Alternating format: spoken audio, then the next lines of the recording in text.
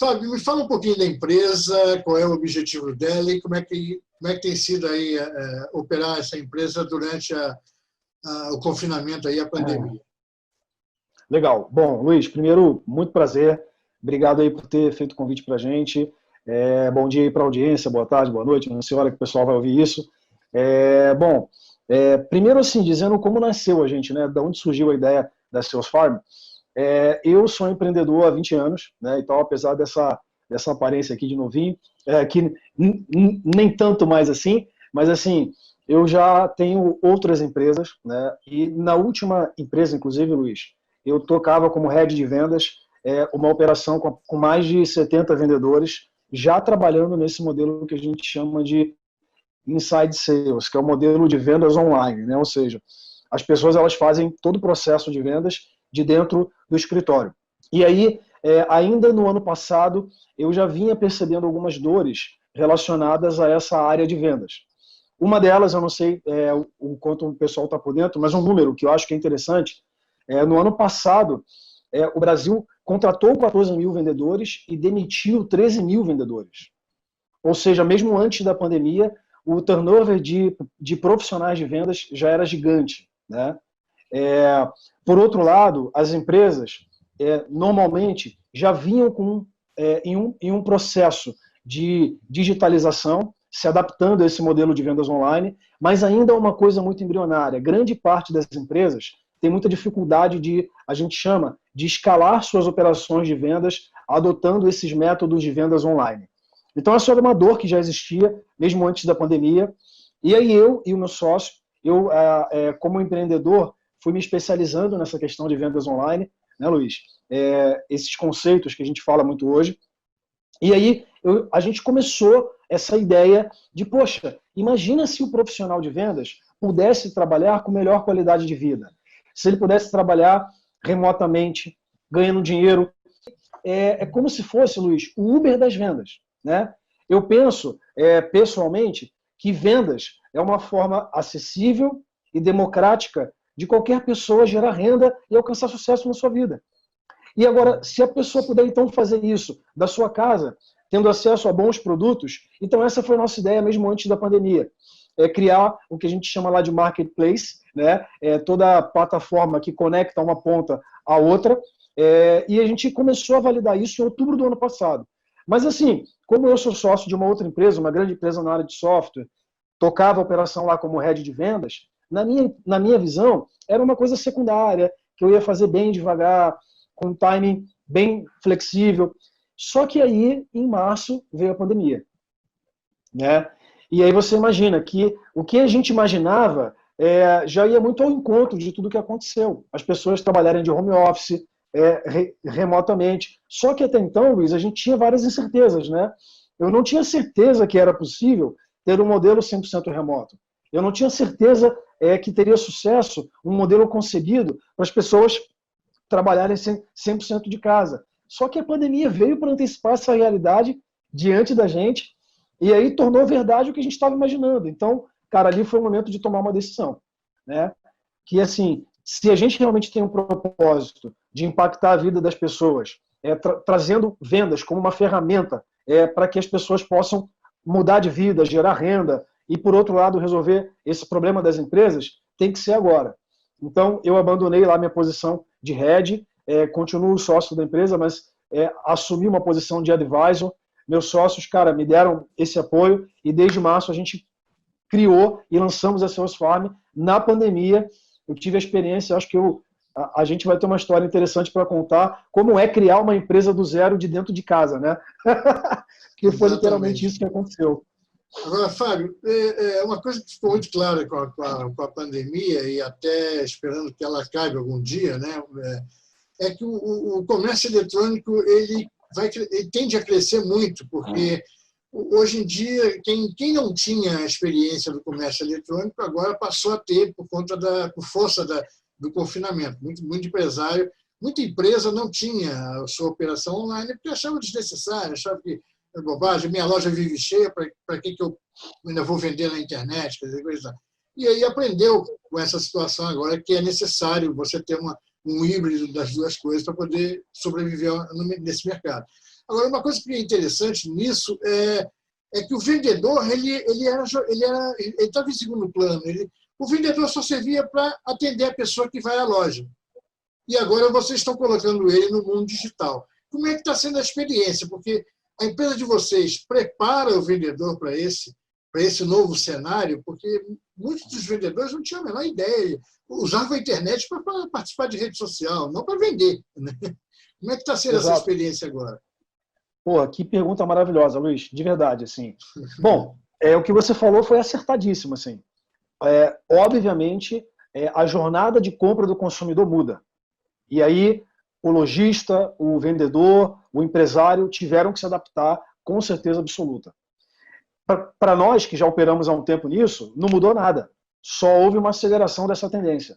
Mas, tanto para as empresas como para os vendedores que não estavam nesse universo, e eu até te digo mais, Luiz, eu acredito que ainda existia muito preconceito, né? Ainda existiam pessoas que tinham preconceito com venda online, com compra online, e muita gente que não era adepto dos meios digitais para realizar certas compras, para certos serviços, né?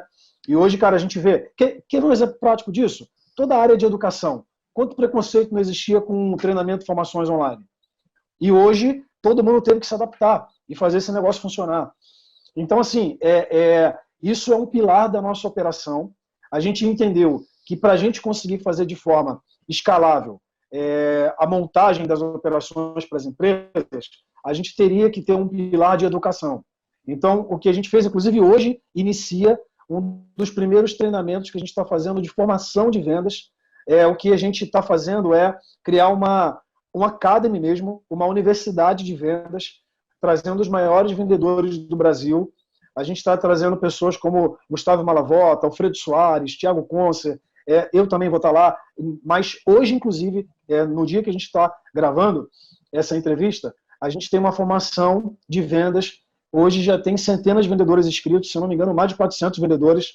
Então, existe uma ação muito forte de formação que, num primeiro nível, Luiz, ela é gratuita. A gente está entregando uma formação em vendas, ensinando para o vendedor que não era habituado aos conceitos de vendas online, o beabá, sabe? O passo 1, 2, 3, o que ele tem que saber para ele estar apto a compor uma dessas operações. Nossa intenção é ajudar, claramente, os vendedores, mas não é só isso, né, Luiz? A gente é uma empresa, a gente não tem só a pegada social. Junto com a social, enquanto mais vendedores preparados a gente tiver, melhor a gente consegue atender as empresas. A nossa intenção é criar um exército de vendedores que saibam vender online. Então, a gente faz isso com pilar de educação e com pilar de plataforma, né? Ou seja, dentro da plataforma Salesforce existem várias ferramentas, como, por exemplo, ferramentas para o vendedor hoje, que quiser entrar lá, pegar um produto, ele tem toda a gestão do comissionamento dele, já de forma automática. Ele tem ferramentas como o funil de vendas básico para ele se organizar. Ele tem ferramentas para compartilhamento de links por WhatsApp. Isso tudo gratuito. Então, qualquer vendedor de uma empresa, imagina que você seja um lojista. Então, as minhas lojas estão fechadas e eu quero pegar e vender online. Hoje, esse lojista pode usar a plataforma Salesforce para ter operação de vendas online. E aí todos os recursos que ele precisa, e são recursos assim que empresas, por exemplo, como Via Varejo, Magazine Luiza, Reserva, estão usando. Mas essas empresas têm muito mais capacidade de desenvolver isso internamente. A gente, enquanto Salesforce, se torna, então, nesse caso, uma alternativa para essas empresas que não têm condição de desenvolver isso por si sozinhas, né? Então, exatamente essa pegada, isso é um pilar nosso.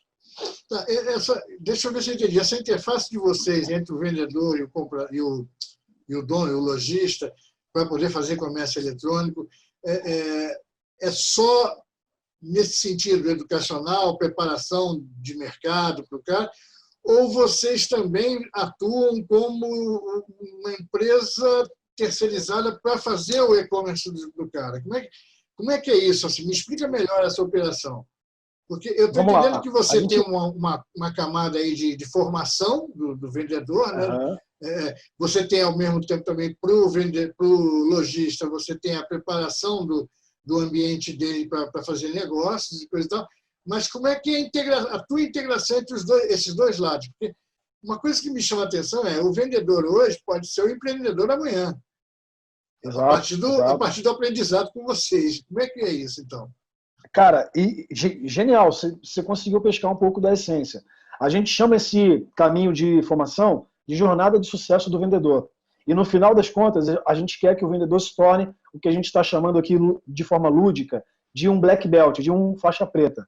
E o vendedor considerado faixa preta para a gente é alguém que vai se tornar uma referência, que vai virar um empreendedor, que vai ter um produto que eventualmente ele vai colocar na plataforma para fazer isso ser cíclico, né? Mas te respondendo, a gente tem dois modelos, Luiz. O que eu descrevi há pouco é o modelo que a gente chama de self-service. Ou seja, a gente criou na primeira camada de negócio algo democrático, algo para ser consumido, para realmente ajudar os vendedores e as empresas.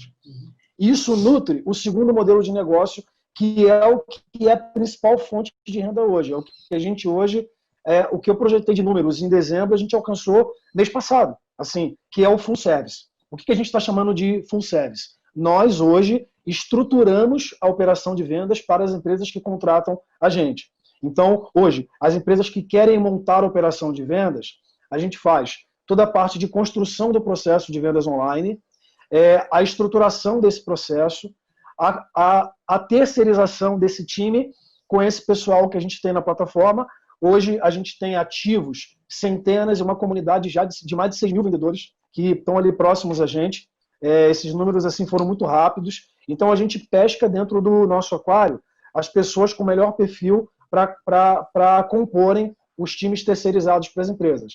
Então tem duas entregas aí principais. Uma é toda a gestão de vendas que a gente faz e a terceirização propriamente dito do time de vendas. Hoje eu tenho aproximadamente já 10 empresas rodando nessa operação, que já contrataram a gente, empresas como Gestão 4.0, Safe, indústrias multinacionais que a gente está montando os times, e aí a gente tem feito isso em duas fases, né? Como a empresa tem só indo para o 4º mês de operação, grande parte dessas operações hoje estão naquele estágio inicial de implementação, né? E após essa implementação a gente começa a escalar time. Então, hoje são aproximadamente 30 profissionais terceirizados já pela Salesforce, mas esse número ele vai escalar muito, porque depois que as operações passarem por esse estágio inicial de validação, elas vão para a escala de fato.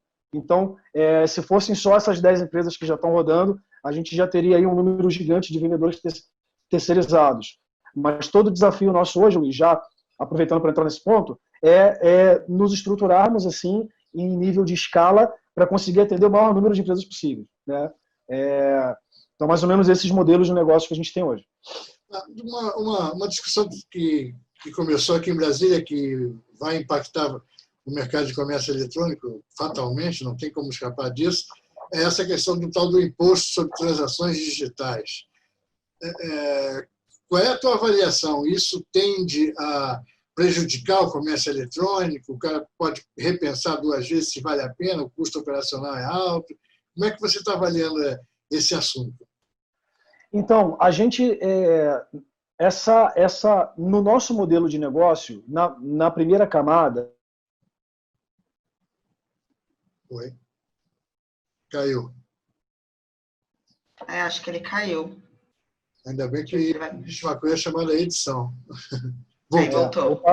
Voltou. Então, recapitulando, esquece, já fiz a pergunta. Começa de novo, vamos lá. 3, 2, 1. Então, Luiz, respondendo a sua pergunta, no primeiro modelo de negócio que eu te falei há pouco, que é o modelo onde a gente entrega toda a plataforma, o modelo de remuneração ali é por transação. Então, essa parte do modelo sim vai ser impactada por isso, né? Porque o que a gente ganha ali? Ali a gente fornece toda a estrutura de plataforma, acesso aos vendedores afiliados, acesso ao nosso EAD para o empresário poder colocar os treinamentos dele e rampear os vendedores. Então, isso tudo está disponível sem custo.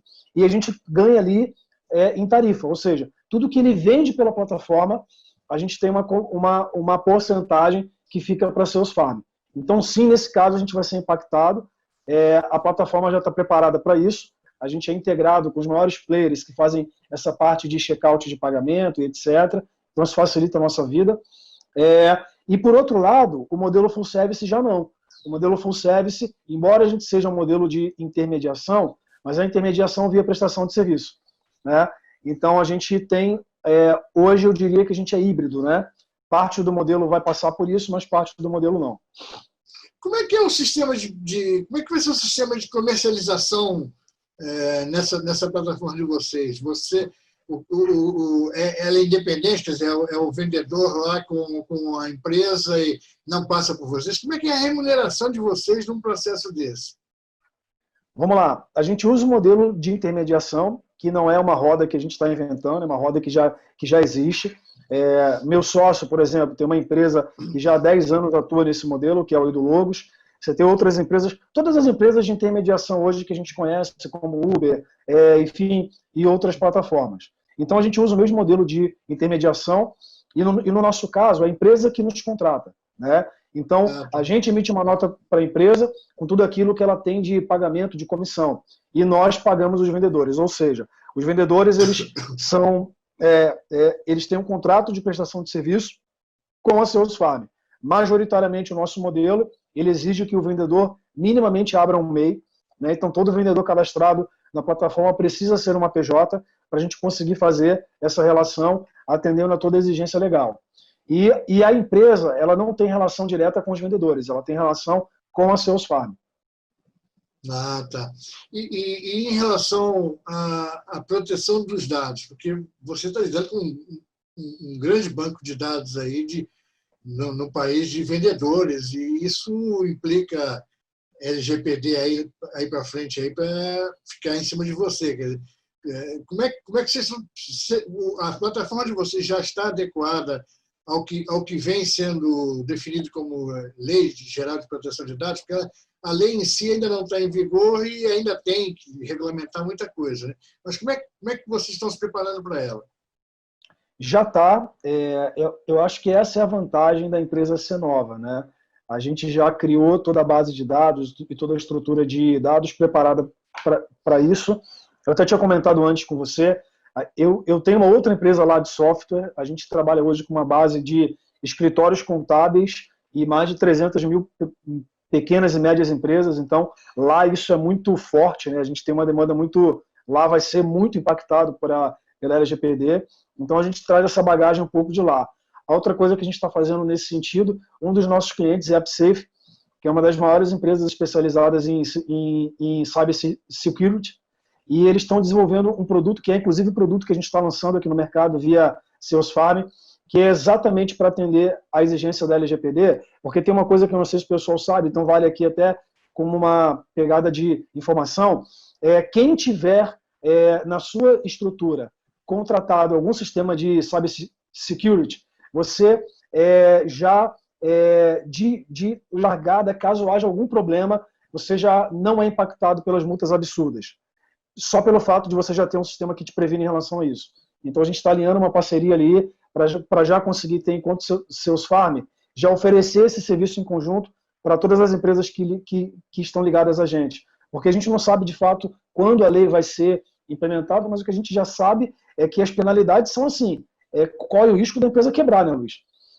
Se ela tiver. Então, só o fato dele ter um sistema de cybersecurity já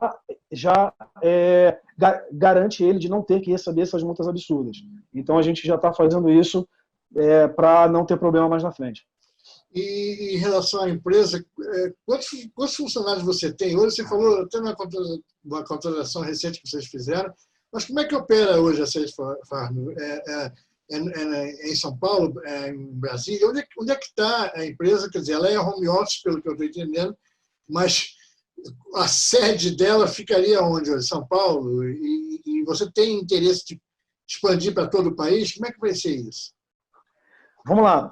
A gente, sim, você falou bem, a gente está de dentro de casa, ela nasceu todo mundo de dentro de casa, mas a empresa tem que ter uma sede, a sede fica no Rio hoje, né? Nós somos do Rio. Eu falo com você de Vitória, porque eu tive um bebê aqui, véspera de pandemia, lá nasceu um carioxaba, meio carioca, meio capixaba, e eu fiquei preso em Vitória. Mas, assim, a empresa, sim, a sede é no Rio, e eu vejo duas coisas, Luiz. Uma é assim, a gente está concebendo uma empresa já com toda a cultura de trabalho remoto. Porém, eu não tenho certeza como vai ficar em relação ao time interno Salesforce, se a gente não vai ter uma sede, se a gente não vai eu penso que, seguindo as tendências aí das últimas pesquisas, a gente vai para um híbrido, né? Ou seja, temos uma sede física, mas hoje já tenho pessoas de todo o Brasil. Tem gente trabalhando com a gente já de São Paulo, Rio, Espírito Santo, BH. O time hoje está indo para 11 pessoas. Tem uma pegada muito forte de plataforma, então tem um time de dev que a gente está montando, time de produto. E também uma outra coisa que a mão de obra que a gente traz, ela não é uma mão de obra, eu preciso de gestores sêniores, né? Porque o nível de projetos que a gente pega para terceirizar, para montar a operação, exige que as pessoas já tenham um conhecimento muito grande. Então, o meu time interno são gestores de vendas, gerentes de projeto, pessoas que já têm uma capacidade gerencial ali grande para a gente conseguir escalar o negócio. Hoje, indo para 11 pessoas internas, isso em 3 meses de operação, um time bem qualificado, mas de terceirizados, a gente está batendo aí a casa já de 30 pessoas terceirizadas e centenas de pessoas já sendo formadas na plataforma. É uma questão de... isso é escalável, né, Luiz? Quanto mais pessoas formadas, mais pessoas a gente vai ter terceirizada, e quanto mais pessoas terceirizadas, mais a gente vai ter que ir crescendo no nosso time interno. Então, é um momento de estruturação, e sim, cara, a gente pensa em todo o Brasil. Hoje eu já tenho empresas em todo o Brasil, e já tenho pessoas terceirizadas de todo o Brasil. Eu acho que a vantagem de ter nascido nesse momento, Luiz, finalizando essa parte, é que a gente já nasce com essa cultura de disrupção de barreira geográfica, né? Por exemplo, tem projeto com a gente hoje que ele quer criar a Operação Brasil, mas é uma multinacional, e o plano já é, em dando certo a Operação Brasil, a gente escalar para os outros países. Certo. Agora, uma questão que me surgiu aqui agora é: o comércio eletrônico, em geral, quer dizer, o sucesso e o fracasso dele está sempre ligado a uma única palavrinha: logística. Quer dizer, não adianta vender e não entregar, ou não cumprir prazo. O brasileiro é chato em relação a isso. Quer dizer, quando ele compra, ele espera que amanhã já esteja na casa dele. Ele não quer obedecer prazos e não quer resolver a questão pacificamente, conversando com a empresa e tendo uma conversa, ainda mais num cenário desse agora. Quando você orienta os vendedores, quando você também trabalha até num regime de terceirização do serviço para um lojista, como é que vocês tratam essa questão do lojista? Porque, para mim, comércio eletrônico, o grande nó do comércio eletrônico é a logística. Isso tem se resolvido? Tem sido mais fácil você resolver essas questões? Porque eu tenho visto aí agora, ao longo da pandemia, muita reclamação de gente que não entende que nós estamos vivendo uma situação anormal e acha que todo mundo tem que cumprir seu prazo dentro do normal, do que era normal antigamente, né? Quer dizer, não é mais. Como é que está sendo isso, Fábio? Então, eu primeiro concordo contigo. Eu acho que uma das principais dores do comércio eletrônico é essa questão de cumprimento de prazos e logística. Eu concordo com você. Hoje, na plataforma, a gente não se responsabiliza pela parte de logística. Então, a empresa que se filia a Salesforce, ela precisa resolver isso. A gente faz o link do cliente com o suporte da empresa. Mas uma coisa que a gente já começou a validar nesse sentido, uma das empresas, inclusive eu fiz uma live semana passada falando sobre isso com uma empresa, existem e estão sendo criados cada vez mais, Luiz, centros de distribuições em locais estratégicos do Brasil para dar apoio para as empresas na questão logística. Eu estou, inclusive, no Espírito Santo, que é um dos locais onde eles criaram um mega centro de distribuição. Nesse local você tem centenas de transportadoras, uma agência de correio. Então, a empresa que tem necessidade de logística e entrega via nível Brasil, ela se conecta a esse centro e ela passa a ter um centro de distribuição com capacidade para dar vazão ao que ela faz. Eu tenho um exemplo, um case, Salesforce, que é uma empresa que atua no mercado de telecom. Esses caras, eles vendem todos os aparelhos que os provedores consomem. Então, roteador, cabeamento e toda a estrutura. Eles estavam vendendo no Rio de Janeiro em torno de R$700 mil por mês. Na pandemia, ele dobrou o faturamento para 1.400.000. E ele tinha um grande problema que era de logística. Então, uma das soluções foi essa, ele se filiou a esse centro de distribuição e aí resolve a parte logística. Então, tem soluções como essas, assim como soluções como, por exemplo, a Olist, que é uma empresa que eu, cara, não tenho comissão, nada, a gente só faz a parceria e indica, mas são empresas que resolvem essa parte logística para o empresário que não está preparado para esse nível, né? Que não está nesse nível. Então, o que eu vejo é isso. Assim, as soluções elas vão nascendo para facilitar esse processo. Mas, obviamente, que para muitos lugares no Brasil ainda é uma dor essa questão de logística. O pessoal está voltando a uma normalidade ainda, tentando voltar a uma normalidade. Mas se a pessoa quer começar hoje, tem essas opções aí viáveis. Fábio, quando você lida com essa questão de comércio online, com o lojista, com o vendedor, há sempre uma discussão de fundo aí, que é a questão trabalhista da coisa. Como é que fica essa relação do vendedor que vai vender um produto para você e amanhã ele não recebe o resultado da venda, e aí ele vai... Como é que ele faz? Vai para a justiça? Recorre a você, que é o intermediário? Como é que fica essa confusão da compra, da venda do produto e também da remuneração do vendedor, né? Deve ser a primeira insegurança que ele tem quando ele parte para o comércio online, né? Como é que fica isso? Vamos lá, boa pergunta. Primeiro que, assim, Luiz, já é comum em alguns nichos específicos, falando de vendas, vendedores trabalharem no modelo PJ, né?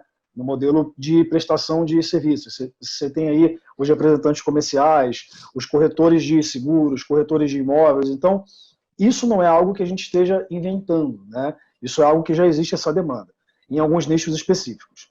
O ponto é que as facilitações que a gente teve recentes na legislação trabalhista, elas facilitaram mais ainda esse processo para a gente, né? Então, o meu ponto é que, para as empresas, eventualmente existia muito uma cultura de, assim, algumas literaturas até falam sobre não terceirização de core business, né? E muita gente fala que que vendas é core business, né? Só que o seguinte, quando você fala de uma estrutura de vendas online, de inside sales, se tornou algo muito específico. É como se você fosse estruturar um time de marketing dentro da sua empresa. Você, às vezes, precisa ter alguém para intermediar internamente, mas é muito mais viável você contratar uma empresa que faça isso de um jeito profissional, estruturado para você, do que tentar desenvolver esse core business em casa. Então, a provocação que fica aqui nesse novo normal, ter uma empresa que é especializada em gestão de operação de vendas online pode facilitar e acelerar muito o teu processo na curva de aprendizado para isso. Porque o empreendedor tem um grande desafio, porque ele primeiro tem que entender do seu core business. E se ele for montar uma operação de inside sales hoje, ele vai ter que entender de como montar isso. E aí a curva de aprendizado é muito longa. Então esse é o primeiro ponto. O segundo ponto é o seguinte, imagina que eu esteja partindo agora, como você falou, para um modelo de vendas online, eu vou ter que contratar pessoas pensando no modelo tradicional. Treinar essas pessoas em paralelo, aprender como funciona isso. E o risco disso é muito alto, porque eu posso gastar tempo, gastar dinheiro para estruturar isso tudo, contratar ferramenta, contratar gente e não performar a minha operação. Então, esse é um outro benefício que existe da terceirização, porque você tem uma empresa que vai fazer todo o processo para você. Quando você faz no modelo de intermediação, isso tem um custo, um risco muito mais baixo do que o normal, porque como é PJ, você tira da frente, da conta, os encargos trabalhistas, etc., e você pode ligar e desligar isso com muito mais facilidade. Então, assim, e aí, te respondendo mais objetivamente o ponto inicial, a remuneração dos vendedores, a gente tem feito o seguinte, o modelo que a Salesforce tem feito é o modelo de renda compartilhada. Ou seja, quando eu fecho o contrato com uma empresa, e vamos supor que ele queira terceirizar 10 pessoas, Luiz, eu fecho um modelo de negócio onde eu já garanto na partida inicial, no day one, uma remuneração fixa para os vendedores. Que, obviamente, ela não vai ser eventualmente maior do que a CLT que ele receberia.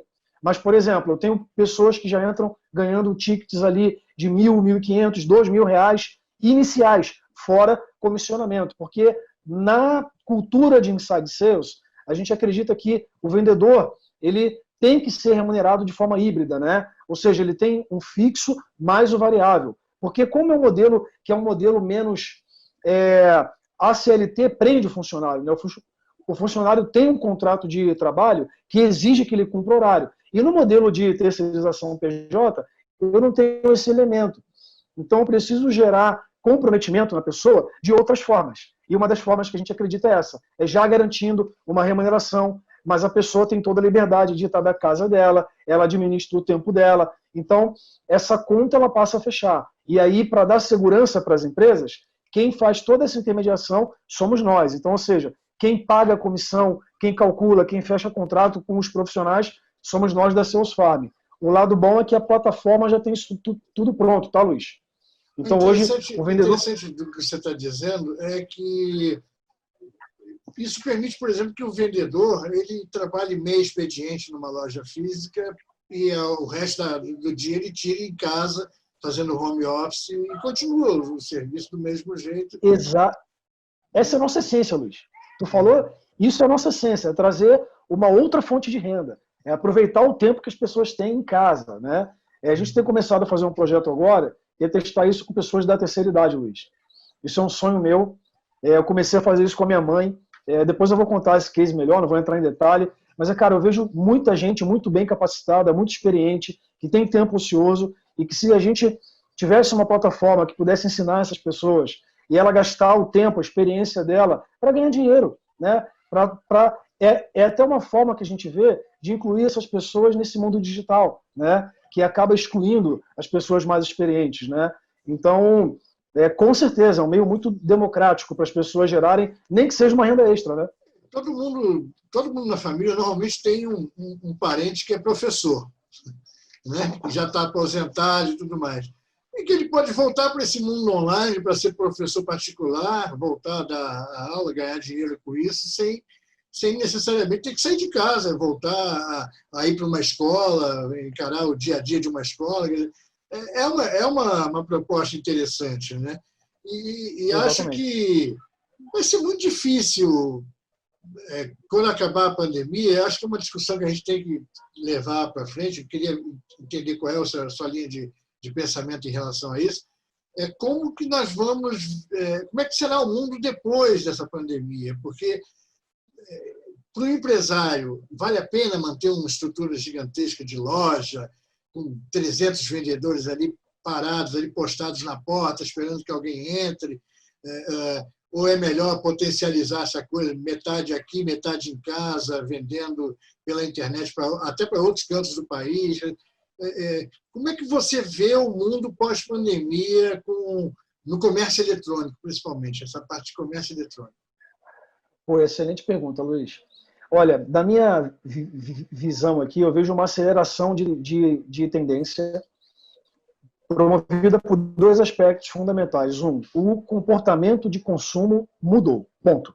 Quem não usava meio digital para aprender coisas, para consumir serviços, para consumir produtos, hoje usa muito mais do que nunca. Então esse é um fator. O outro fator é o vendedor que antes não usava das ferramentas online e digitais, o cara que não agregava, que não agrega, ou seja, quem não agrega valor hoje na jornada de compra, não vai ser mais necessário. Hoje, não faz nenhum sentido eu me deslocar da minha casa e ir para um lugar ser mal atendido. Então, eu acho que vai haver uma otimização de toda a experiência de compra em todo mundo, e nessa experiência de compra vai permanecer a estrutura, a pessoa, o vendedor, desde que ele agregue valor nessa jornada de compra, né? Então, eu acho que a experiência presencial ela é necessária para o ser humano. Então, eu não acho que a gente vai para um modelo 100% digital, porque as pessoas sentem falta, elas estão sentindo falta hoje. No início da pandemia era tudo muito legal, mas hoje, as últimas pesquisas aí que a gente tem lido falam sobre as pessoas já estarem tendo problemas de estar em casa, porque não é só uma questão de home office hoje, né, Luiz? É uma questão de home office com isolamento. O cara não pode sair final de semana para se divertir. Então as pessoas estão começando a ter problemas, e como empresário, meu ponto é que eu me preocupo com a sustentabilidade desse modelo. Então acho que vai ter uma volta ao físico, mas a ponte de preconceitos em relação ao trabalho remoto, ela foi quebrada. Eu participo de grupos de empreendedores da Endeavor e outros grupos, e eu vi muita gente falando, cara, olha, eu era totalmente contra trabalho remoto, e eu tive que dar o braço a torcer que esse negócio funciona, né? Então, assim, o que eu acredito é que a gente vai para um híbrido, mas eu também acho que o seguinte, essa aceleração vai elevar o nível dos profissionais. Se eu tiver equipe de vendas e o vendedor, para estar vivo nesse cenário, ele tem que agregar valor na jornada de compra. Se ele não agregar valor, ele não é mais necessário. Então, não existe mais o cara ficar parado na loja, mexendo no celular, ocioso, esperando o cliente entrar. Esse cara vai ter que estar se relacionando ali online, fazendo oferta pelo Instagram, trazendo o cliente para a loja. Cada vendedor da loja hoje virou um agente de marketing, né? Ele é alguém que prospecta cliente, ele é alguém que traz cliente. Então, o cara que não se adaptar a isso, ele está fora hoje. Eu acho que essa aceleração faz com que o amador, o cara que não estuda, o cara que não se atualiza, o cara que não vai para esse nível de entender essas ferramentas, ele vai estar fora desse processo. E você acha que o perfil do vendedor, você acha que o perfil do vendedor vai ser agora, o currículo do vendedor vai ter que ter incluído também bom relacionamento nas redes sociais, quer dizer, quer ter rede, ter seguidores para poder. Você acha que isso vai ser requisito de contratação? Fatalmente, o cara ter alguma noção, ter essa familiaridade com o digital vai fazer uma diferença enorme. Fatalmente. Eu acho que, inclusive, uma das coisas que a gente deseja é assim, nessa trilha de formação que a gente está fazendo, o cara vai ter os certificados. E a ideia disso é exatamente ajudar os vendedores. Ele poder dizer, olha, eu concluí o curso lá de Inside Sales da Sales Farm. Eu fiz o curso de Social Selling. Social Selling, para quem não sabe, são as técnicas de vendas sociais, né? É o cara usar a rede social, usar o WhatsApp, como ele vende através dessas ferramentas. A gente vai ensinar isso lá.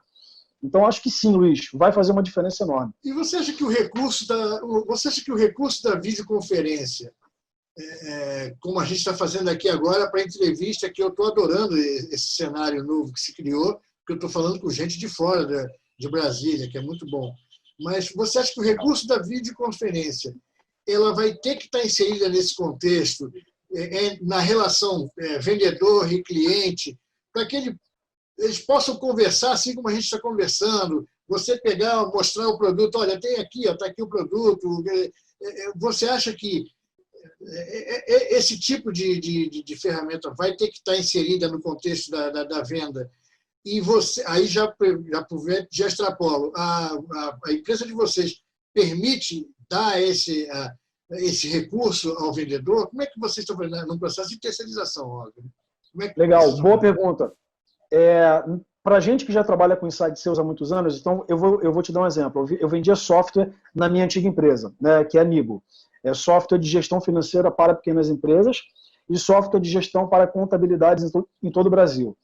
E a gente, no processo de Inside Sales, na parte ali de apresentação, já usa desse recurso há muitos anos, né?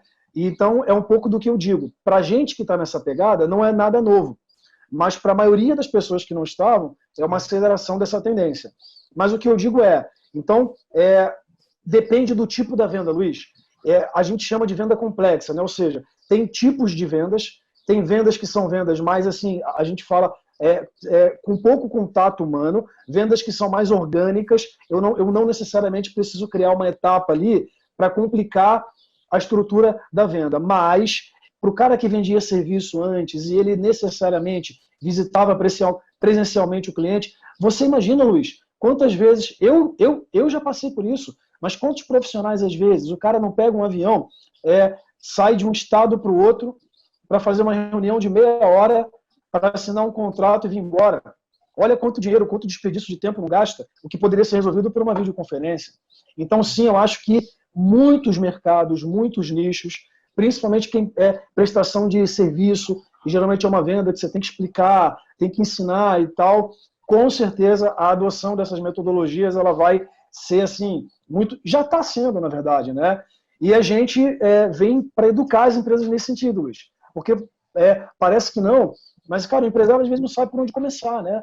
Como eu organizo esse processo? Os caras precisam ter um CRM, que a gente chama, né? Um software de gestão de pipeline, integrar com as ferramentas de videoconferência. Então, esse processo de educação todo é o que a gente faz com as empresas. Fábio, está ótima a entrevista.